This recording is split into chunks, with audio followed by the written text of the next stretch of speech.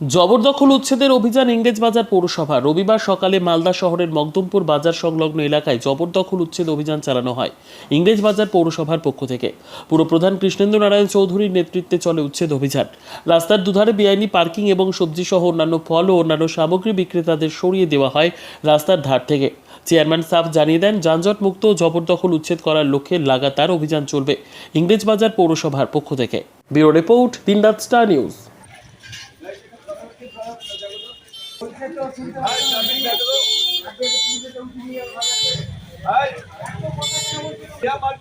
गाड़ी हटाएगा ना एकदम।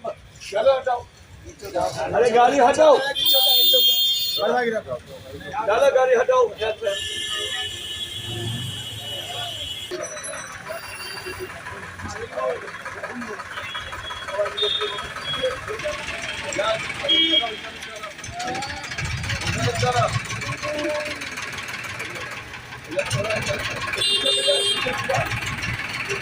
তোমার বাড়ির ভিতরে কাউকে ঢুকতে দিবা, ঘুমাতে দিবা?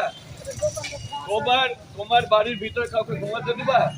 রোড চলতে পারছে না মানুষ। চলো একদম লাইন করে লাগাও ভিতর।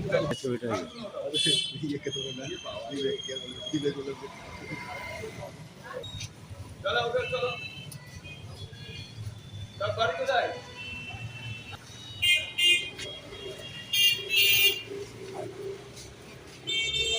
এটা গাড়ি কার যায় না? চলো চলো,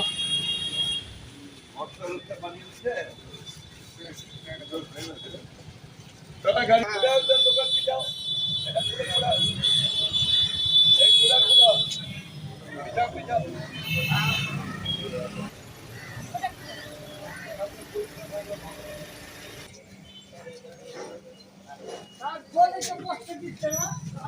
তোমাকে একটা কথা বলতে হবে না, বলি তোমার রাস্তা তোমার, সব ভিতরে ঢুকাও,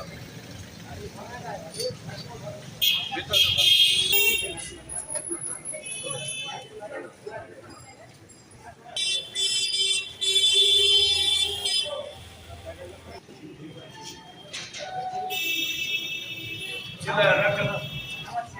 চলো ভাই, এখান থেকে চলো, চলো একদম। আমরা আইনজীবীও নিয়ে নিয়েছি।